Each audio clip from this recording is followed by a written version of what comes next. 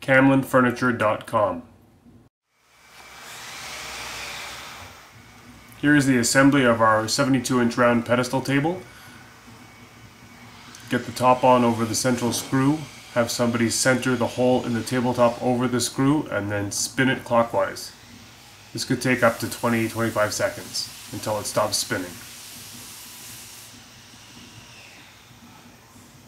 Tighten it a little bit by holding the base. There you go.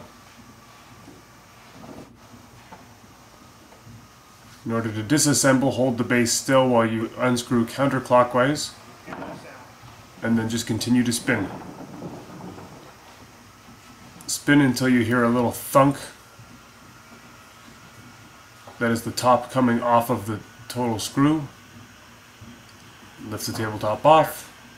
Now the tabletop's loose, lift it off. And you're all done.